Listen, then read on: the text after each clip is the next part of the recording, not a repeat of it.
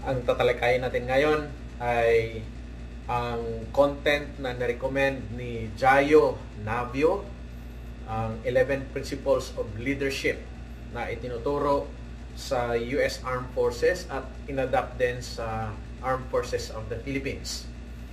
Ika pa nga sa kasabihan, everything boils down to leadership. Kung mahusay ang isang unit o palpak ang isang unit, walang ibang sisihin, walang ibang titingnan natin o susuriin natin, kundi ang leader. Mahusay ba yung magdala ang leader? Na-develop ba niya ang kanyang sub-leaders bilang mahuhusay na leader? Ang leadership principles na itinuturo sa military ay applicable ito sa civilian context. So, kung nais niyong malaman paano i-apply ito, halimbawa ikaw ay manager ng isang kumpanya, ikaw ay kapatas sa isang construction site, o ikaw ay isang detachment commander, manager sa fast food na restaurant, halimbawa, magagamit ninyo ito ang leadership principles. Kaya makinig kayo. At bago natin pagpatuloy, huwag niyong kalimutan mga kaibigan, marami sa inyo, nakikita ko, ay nakikipanood lang kayo sa aking vlog, ngunit nakalimutan niyo mag-subscribe. Meron dito, subscribe nyo, nasa ilalim, pindutin nyo yan. Magandang araw sa inyong lahat. Sisimulan ko ang pagpaliwanag sa principles of leadership na itinuturo ng US military at adapted din sa Philippine Armed Forces. At ang aking paliwanag sa inyo ay base sa aking personal na karanasan at sa aking pag-intindi at kung paano ko to ginamit sa aktual na pamumuno sa aking unit na mga nadaanan. Karamihan sa mga photos at illustrative examples ay base sa aking unit na pinaka-last na unit na nahawakan, ang 33rd Infantry Makabayan Battalion. Maraming mga eksperto na mga Pilipino ang mga magagaling sa leadership. Maraming mga academic discussions about leadership. Maraming mahusay mag-articulate kung ano yung leadership. Mga mahusay sila na nagdadala sa kanilang mga organisasyon, may it be a government organization o kaya civilian organization o kaya isang business organization. Iisa lang po ang definition dapat ng leadership. Marami rin, kahit sa militar, napakagaling mag-memorize kung anong ibig sabihin ng leadership. Ngunit, yung lahat ng memorize, pag dating na sa unit, at kung i-analyze mo na mismo ang kanyang action, nawawala na kung ano ang dapat ginagawa ng isang tao o isang pinuno na mag-exercise ng leadership. So, importante para sa atin ang pag-intindi sa definition ng leadership.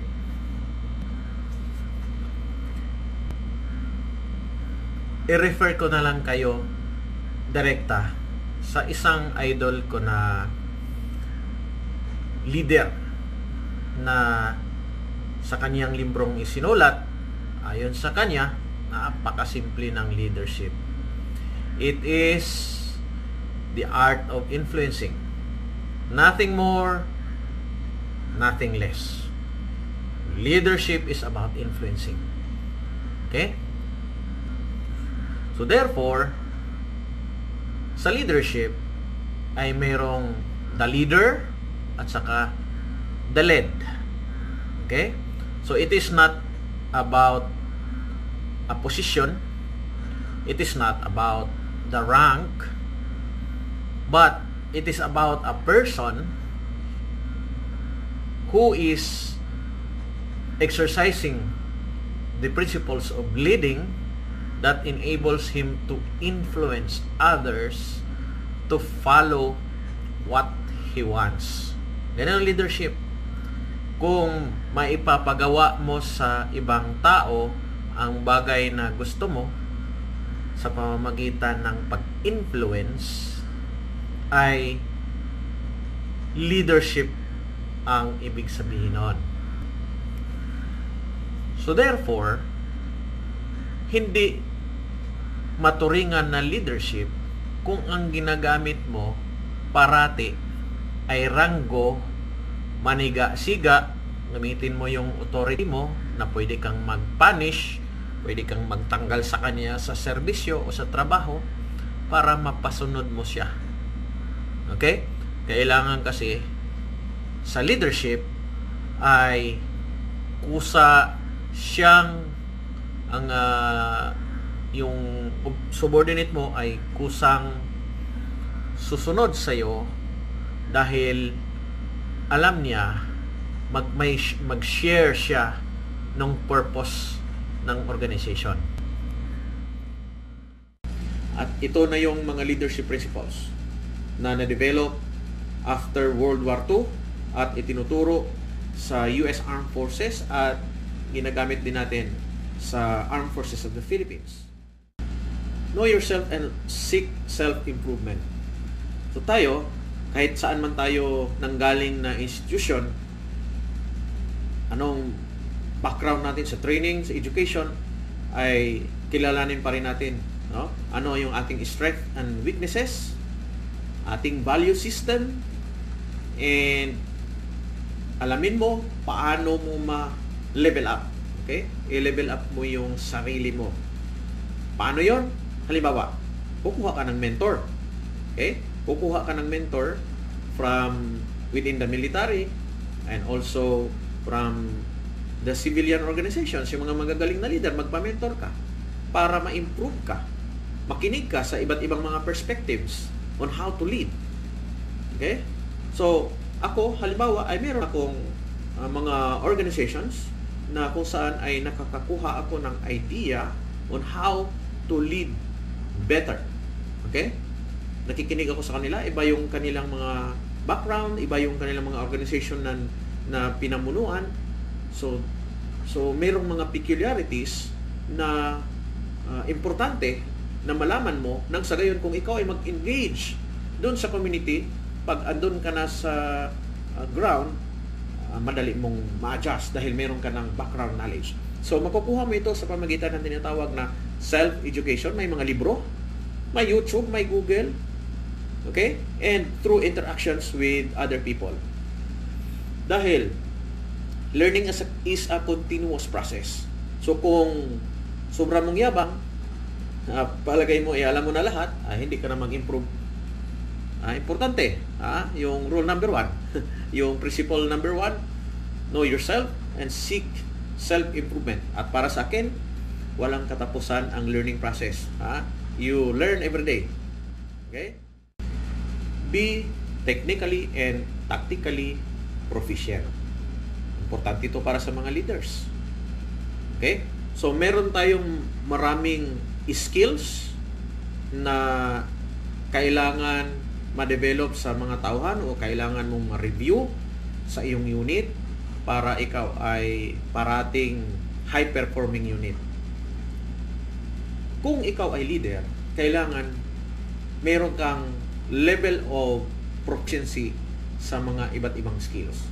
May it being shoot, move, communicate, communication, paano conduct ng training, okay? Paintindi sa mga tauhan kung ano yung principles ng operations na ginagampanan sa isang area, ano yung law enforcement operations, ano yung tinatawag na rule of law in the conduct of operations. Dapat proficient ka nun. Halimbawa sa aking area, sa Maguindanao, merong Moro Islamic Liberation Front at Government of the Philippines peace process, no? So dapat kabisado mo yung peace mechanisms, paano gamitin ito nang sa gayon ay walang unnecessary encounters or unnecessary violence as a result of your ignorance on how to use such mechanisms, no, in the conduct of operations. And yung kaalaman mo sa infantry operations ay napaka-importante. Dapat alam mo yung ginagawa mo. Number 3, develop a sense of responsibility among your subordinates. Sa isang organisasyon, militar o civilian, parating may problema. May lalabas at merong lalabas na problems. And some of the problems are big problems, there are small problems. May problema na kailangan ang battalion commander ang gagawa, yung manager, pinaka-overall manager. Meron din sa level lamang ng mga kapatas, sa mga non-commissioned officers or sa company commanders, platoon leaders. So, napaka-importante na ang i-develop mo sa iyong mga tauhan ay sense of responsibility. Makita nila na nagkaroon ng problema, hindi na kailangan na ipaabot kay BATCOM. Dahil may mga problema na hindi nakikita lahat ng battalion commander, ang mga junior leaders ay kailangan i-empower mo yan na marunong sila dapat maggumawa ng solusyon. Dahil ang mga problema araw-araw nakikita nila. Meron mga problemang lalabas. Normal yon. Maliit ang problema, kaya sa level nila, they will take action. At mag-feedback na lamang sila sa higher ups, say sa battalion commander, sir, nagkaroon kami ng problema na ganito, inaksyonan ko na, at nasolusyonan na namin. Ganon. Hindi pwedeng lahat na lang ng problema, dadalhin doon sa battalion commander. Okay? O kaya, magaling kayo maghanap ng problema, tapos wala namang solusyon. Lahat na lang ay dadalhin sa senior leaders. So, kung ma-develop mo yung sense of responsibility sa mga tauhan, ay kaya nilang gawan ng paraan ang mga problema na kaya nilang sagutin sa kanilang level. Okay? Importante, mag-feedback sila. No? Feedback system is very important. Keep the commander informed. Number 4, make sound and timely decisions. Sa military, lalo na kapag nasa combat situation, mayroong mga pagkakataon na kailangan ang iyong mga desisyon ay immediate. Okay? Immediate. So, kailangan i-posisyon mong sarili mo bilang leader sa location na you see the battlefield. Dahil ang decision mo, immediate. Kailangan immediate. So, you must see the battlefield and make timely at tama, correct na mga desisyon. Dahil kung pabagal-bagal ka mag-decide, ikakamatay ng iyong mga tauhan. Ikakahamak ng iyong mga tauhan. Wala nang time dyan na mag-consult ka pa. Anong gagawin ko?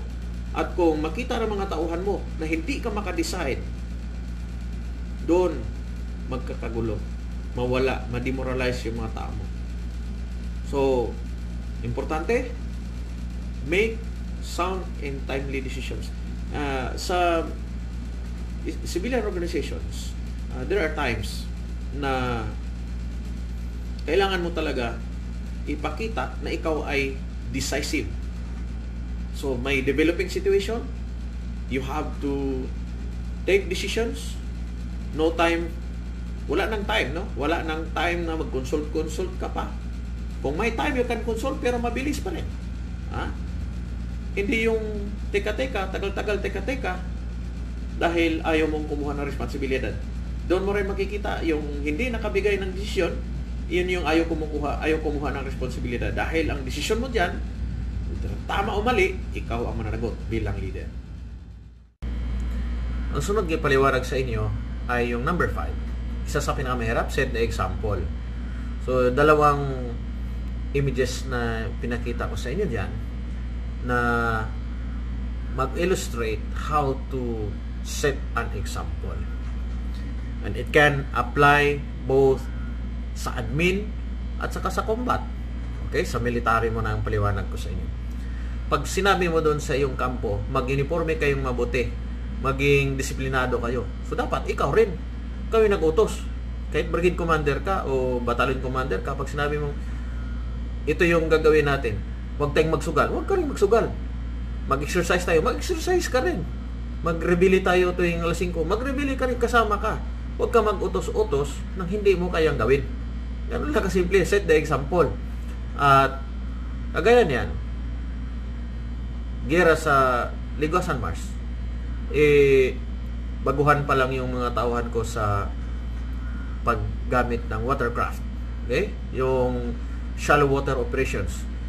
Hindi pa yan na-try before. So I have to motivate them by setting the example. Kasama nila ako. Kung maratrat kami dyan sa tubigan, kasama ako. Diba? So, that's an illustrative example how to do it. At nung pumunta rin kami sa kagubatan, sa Daguma Mountain Range, nung naghanap kami ng mga NPA doon, just the same, I went up with them. Okay? Kahit na mas matatanda ako sa kanila, mas matanda ako sa kanila, mas malalakas sila kaysa sa akin. So I have to be with them to provide leadership. At aaminin ko na ako ay may injury na niya sa tuhod. Noong umakyat kami sa Daguma Mountain Range. So we have to set the example in order to motivate. To motivate the subordinates, yung mga tauhan mo. So, kung ikaw ay manager halimbawa sa Jollibee, mag-set ka na example. Kung sabi mo dapat ganitong oras makarating kayo, on time kayo, ikaw din on time ka rin. Pag sinabi mo na we have to make some self-sacrifices para masilbihan nating mabuti yung ating mga kliyente, ikaw din, ganun din kung ikaw yung manager, di ba? Hindi ka boss, ikaw ay leader. Iba yung boss, iba yung leader, di ba? Yung boss, panay authority ang ginagamit, panay rango ginagamit nun eh. Pag leader ka, you motivate, you influence. Yun. So you set the example para ma-motivate yung mga tao mo. Ayos? Number 6. Know your people and look out for their welfare. Okay? Alam natin, mga kaibigan, mga kapatid, ang pinaka-importanting asset sa isang organization ay yung human resources. Sa amin, sa mga sundalo, may kasabihan kami, every soldier counts. So therefore, bilang leader, kailangan kilalanin natin mga tao natin. Yung mga privates, from privates to sergeant, from lieutenant to captain, major, lieutenant colonel. Kilalanin mo isa-isa sa kanila. Okay? Alamin mo yung mga istorya nila. Okay? So, yung ginagawa ko, para makilala ko yung mga tao ko, I engage them through sports. Para hindi yung laging formal ang pag-uusap. Kasama ko sila sa mga katuwaan. Nagsasyatong kami, nagpunta kami sa mga team building activities, sumasama ko. May mga sayawan dyan. May mga activities na both formal and informal. Maaaring sporting activities, whatever. Kilalanin mo sila at malalaman mo yung mga personal nilang kwento sa buhay. Pag alam mo yung mga personal na kwento nila sa buhay, then your decisions on, say for example, pagbibigay ng rest and recreation. Dahil ikaw ay taga Sitangkay Sulo, bibigyan kita ng 18 days. Ganun ang ginagawa ko. So, iniintindi ko bawat isa. So, yung isa taga Samar na tao ko, hindi pala sapat sa kanya ang 15 days, 16 days. Bakit? Ang rest and recreation, 15 days ang nasa policy. At nakalagyan mo ng travel allowance. Sige, 3 days, 18 days, kulang. Bakit? Bakit kulang? Paano? Pupunta mo na sa Cebu, tatawid pa punta sa Samar, tapos by land doon within Samar, tapos tatawid pa ng bangka. So, yun ang mga example. So, kung hindi mo kilala yung mga tao mo, mag-decide ka, i-generic mo yung decision mo. So, you're not a good leader. So, kilalanin natin ang mga bawat isang tao natin. Intindihin natin ang bawat isa sa kanila. Number 7, keep your people informed. Okay? May kasabihan, keep the commander informed. Uy, ano yan? Yung information o feedback, may pataas, may pababa din. Tandaan niyo, ang feedback o information, yung proseso niyan, merong pataas, merong pababa. While it is true that the commander must always be informed para makapagbigay siya yung tinatawag na informed decisions, ganun din ang ibibigay mo sa mga tauhan mo. You must be able to inform them on everything that transpires in the unit, at yan ay pwede mong i-delegate sa mga sub-unit leaders mo. Halimbawa, meron kang sergeant major na pwede silang kausapin in their own language, at saka meron silang sariling approaches. Si first sergeant, si squad leader, lahat sila ay mga leaders. You have leaders within the unit. Kasi as a leader, kailangan mong i-develop yung mga tauhan mo to become a leader like you. I-develop mo sila na nakagaya mo. I-multiply mo yung sarili mo as a good leader para dadami.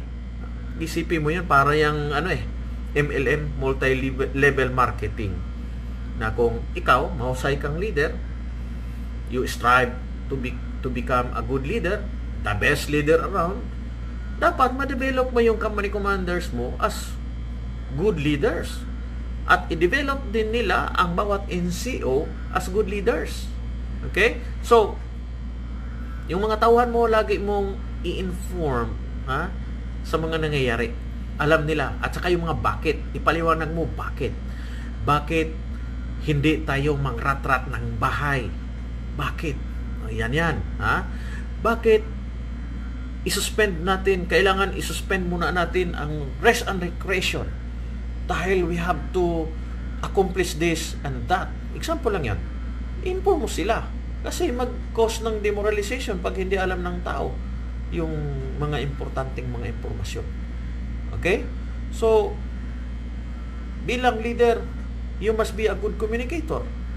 Yung sukat ng isang leader ay paano niya napaintindi sa kanyang mga tauhan, ano yung mission nila, at bakit nila kailangan gagawin yon, bakit kailangan nilang magbigay ng mga sakripisyo para sa ating bayan, bakit kailangan ay ilalagay nila ang kapakanan ng taong bayan sa lahat ng kanilang ginagampanan ng tungkulin.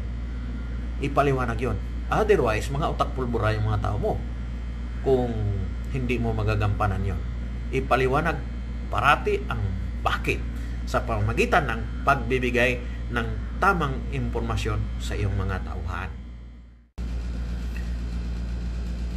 Ang ikawalo sa leadership principles ay ang seek responsibility and take responsibility for your actions.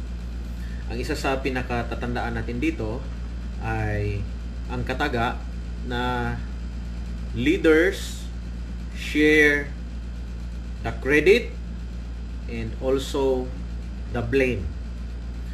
So, ano bang ibig sabihin nun? Kapag tayo ay isang pinuno,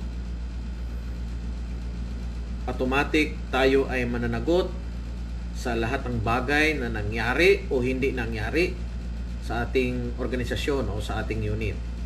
The leader is responsible to anything that the unit does or fails to do.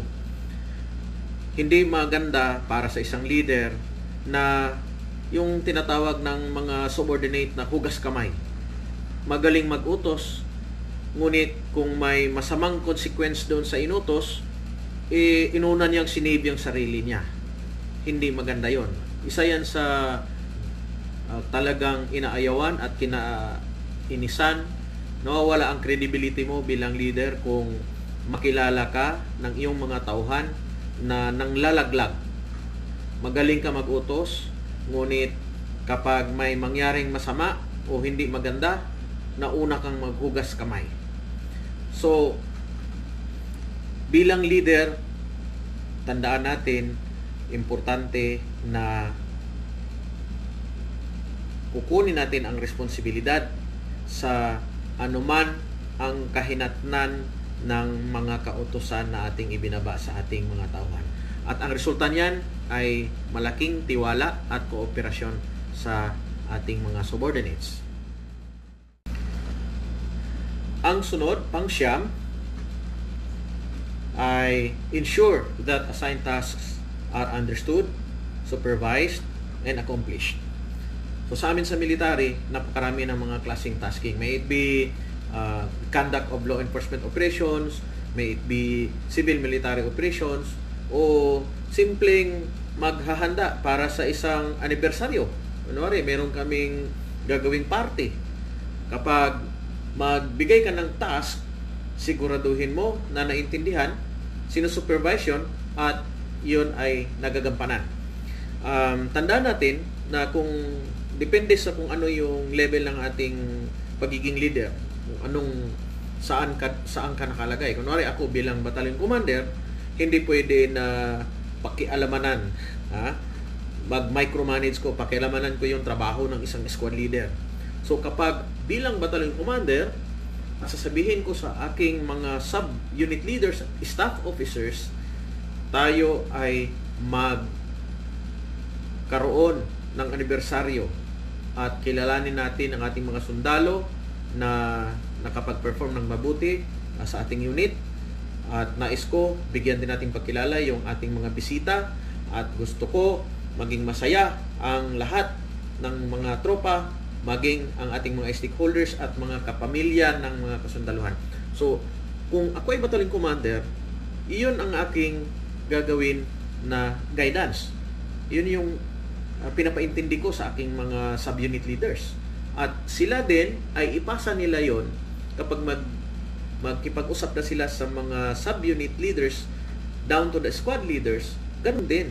Sinisigurado lang nila na naintindihan anong gagawin, at yung details noon ay ipasawalang bahala mo na doon sa ano. Bahala na yung mga junior leaders noon.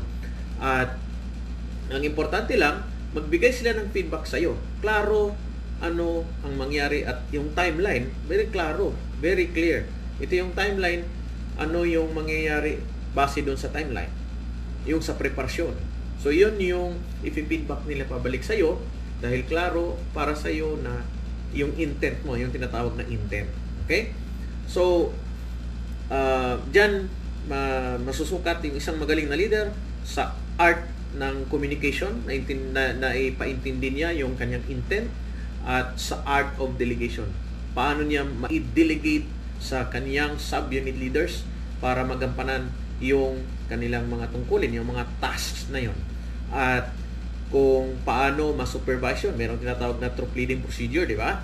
So it applies also in non-combat purposes, na kagaya niyan ay ang dulo noon ay supervise sa remises, no? Doon sa troop leading procedures, it is the same. Okay?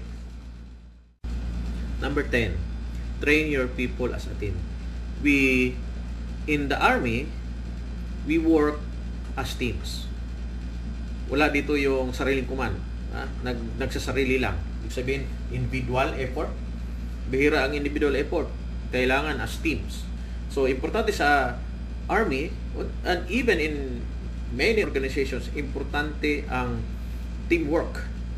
Importante yan. May it be in sport, may it be in war, teamwork kailangan. Kasi ipag-pull together mo yung iba't ibang competencies, skills sa isang team, nang sa gayon ay maganda yung result, no? Yung team effort nila ay maganda.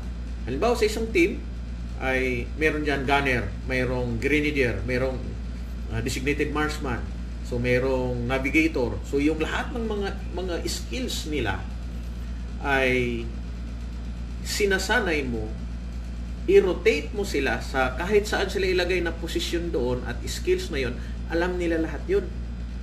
Okay? So, nakita mo dito sa kaliwa picture, bago ang operation sa Ligwasan Mars, never na naturuan ang aking mga sundalo ang aking squads ay tinuruan kung saan sila member na squad. Yung fire team nila. Yung nakalagay sa bangka, buong fire team yan. Hindi pwedeng hugot-hugutin mo lang. Sakay kayo lahat yan. Warm bodies lang yun. So yung year 2000, nung unang panahon, nung kami ay nasa Basilan, isa sa lesson doon na nangyari ay hugot-hugot. Mga lesson noong mga 1990s pa yan. Na bawat detachment, kapag may operation sa mga infantry battalions, bawat detachment mag-contribute ng 1-2 tao, tapos pupunta naman sa kabilang detachment para makabuo ng isang platoon at makabuo ng isang company. Ano mangyari yun? Kaparehas lang din yun sa magpalaro ka ng basketball, kumuha ka, namumulot ka lang ng player mo dyan, warm bodies, kumuha ka ng 10 o 15, tapos palaruin mo, tapos tataya ka na mananalo. So, importante para sa sundalo at in any organization, may it be in sporting activities, i-train mo sila as a team. Alam nila yung role nila. Ikaw ba si 3-pointer? Ikaw ba si dribbler? Ikaw ba si center kasi matangkad ka? Kung tumalon, magaling ka mag-dribble, si forward ka ba? Parehas lang din yan sa military organization. And even in civilian organizations. Kung ikaw si manager, ikaw si cashier na sa counter, ikaw si taga-silbi, yung si tagaluto doon sa kusina, alam mo yung ganun sa restaurant, may team yan sila no? May team. So train them as a team. Hindi pwedeng hugot-hugot dahil it will lead to failure. Okay? Number 11. Employ your team in accordance with its capabilities. So kapag nasa isang military organization tayo, may tinatawag na capabilities. Okay? Halimbawa, snipers, ang capability niyan ay makapagpatama hanggang 1,000 meters. Designated marksman, ang capability niyan ay makapagpatama hanggang 500 meters. Ordinary rifleman, makapagpatama hanggang 250 meters. Mortars, kaya yan magprovide ng indirect fire, indirect fire support sa layo na about 3,500 meters para sa 60 mm mortar at around 5,000 meters o 5 kilometro para sa 81 mm mortar. So alamin mo yung capabilities ng units mo, yung iba't ibang mga teams within your units, at gamitin mo sila para doon. Halimbawa yung picture na sa kanan, CSP team. Okay? Community Support Team. Ang capability ng team na yan ay mag-engage sa mga stakeholders, titira doon sa barangay, makipag-usap sa mga tao, makinig sa kanila, naturuan yan sila, no? Paano makisalamuha sa mga ordinaryong mamamayan, kilalanin sino yung mga key leaders, alamin yung mga social issues o community issues, at paano sila itulay sa local government. So, ganyan. So, kung meron kang tropa na yun ang kanyang training, i-deploy mo sila for that purpose. Yan. Employ your men according to their capabilities. Right? So, kung sa civilian organization, kapag mag-hire kayo, kung ano yung needs mo sa isang company, halimbawa, ang kumpanya mo ay say transport company, ikaw ay nasa bus company, kailangan mo doon mekaniko, kailangan mo ng driver, kailangan mo ng conductor, kailangan mo ng cashier, kailangan mo ng dispatcher. So yung bawat teams, may sub-teams ka yan, teams of mechanic, i-employ mo siya according to their capabilities, di ba? So something like that, right? So marami, it may vary in every organization, but these leadership principles for sure ay napaka-useful. So naipaliwanag ko sa inyo ang lahat ng leadership principles at kung paano niyo i-apply niyo ito, whether sa civilian organization, nasa ROTC ka ba, bilang reservist, managers, Jollibee, McDo, kung saan nyo i-apply yun, ay pare-pares ang tingin natin. Sa principles na yon, iba lang yung approach mo, paano mo siya i-apply. At ang hamon ko sa inyo, be the best leader you can be. Okay? So, sa akin, bilang commander sa militar, hindi ko sinusukat ang sarili ko na magaling na leader sa maraming mapatay. Okay? Sinukat ko yung sarili kong kahusayan, yung measure of performance ko na sinet ko para sa sarili ko ay paano ko maparami ang mga tao na aking matutulungan sa komunidad. Ilan ang barangay na aking mabago towards positive change. Paano ako maging tulay para mabago ang mga komunidad, mabago towards what is better. Example sa kabilang photo, kaliwa. Okay? Project namin. Yung school na yan ay matagal na nakasara dahil sa gira. Instead na pinagpapatay ko yung mga armado dyan, inayos ko ang kanilang mga rido, yung clan war. Pinakinggan ko sila lahat. Ang away nila sa lupa. Maabot ng 20 years, more than 100 namatay dyan sa General Salipada, Kipintaton. So, hindi ko sila pinagpapatay, kundi sila ay aking pinagbabati. Dahil sinabi ko sa kanila, ready akong gamitin ang puwersa dahil otorisado ako ng gobyerno na gumamit ng puwersa, ngunit may chance kayo. Sila ay makabalik sa school. That's how I change the community. Ganon ang isang leader, maging tulay ka, catalyst